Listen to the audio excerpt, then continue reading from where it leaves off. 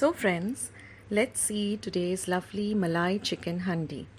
Now here I've taken 250 grams of boneless chicken breast and just cut them up into medium sized cubes. I'm now going to add 4 tablespoons of dahi or curd. Next I'm going to add 2 teaspoons of salt, or you can add it as per taste. 1 teaspoon of ground black pepper powder, and I'm going to mix all of this really well and cover it and set it aside for 15 minutes. Now in a pan I've heated about 1 teaspoon of oil. You can also use ghee.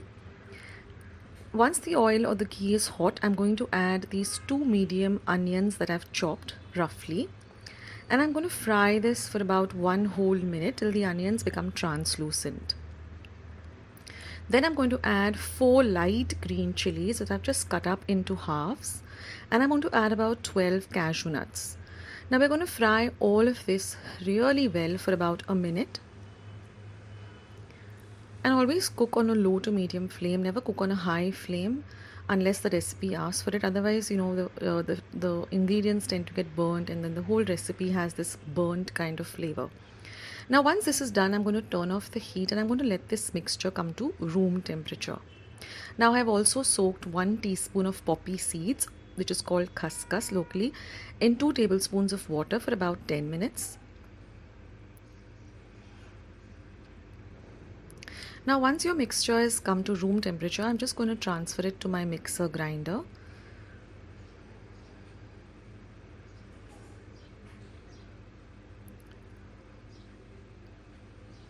And then I'm going to add this soaked khuskhus along with the water, and we're going to grind all of this to a very, very fine paste.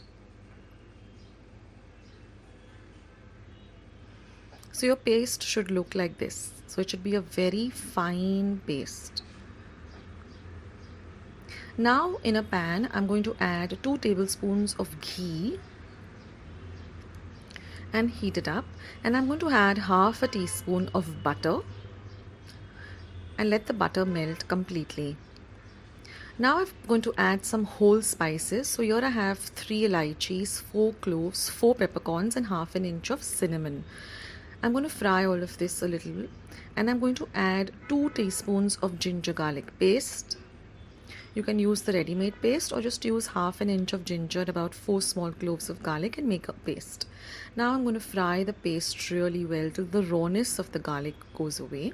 So say for about half a minute. Now I'm going to add my marinated chicken along with all of the dahi and all the other ingredients that we added to the marinade. And now I'm going to make the flame a little high on medium, not very high but on medium, and I'm going to fry this chicken for about a whole minute till the chicken changes from a pink color to a whitish color. So this is very important that you fry everything really well, and you will notice that the mixture starts to ooze out some oil. Now we're going to add our ground paste, that is the onion, green chili and cashew nut paste. We're not going to add any water to this recipe. Now we're going to mix everything really well, and we're going to cover and cook this for a whole minute till everything comes together nicely. Now again you're going to gently stir everything.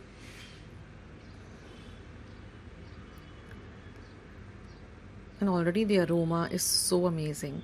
But now we have to make this even more delicious by adding some lovely Indian spices for the flavor. So I'm going to add 1 teaspoon of cumin powder or jeera powder, 2 teaspoons of coriander powder or dhania powder, half a teaspoon of pepper powder or meethi powder, 2 teaspoons of Kashmiri red chilli powder, and I'm going to mix everything well together. Now in the description box below, I'll show you how I make, or I'll write down how I make my masala powders at home. I'm also going to add half a teaspoon of garam masala, which is again homemade, and 2 tablespoons of crushed kasuri meethi or dried fenugreek leaves, and you're going to mix everything together really well. So I'll leave a link of how I prepare my garam masala at home, There's a video on that, and I also will leave a link of how I prepare my powder masalas at home. Now again, I'm going to cover and cook this on a very low flame this time for about 5 minutes. Now once you open the lid, you will see that the oil has come to the surface, and that's what we are looking for.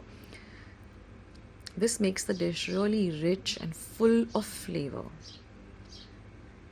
So give everything a nice gentle stir.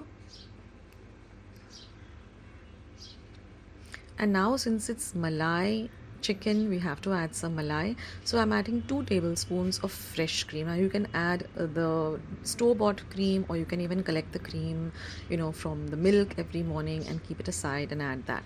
Cover and cook this for about half a minute. Add half a cup of fresh coriander leaves.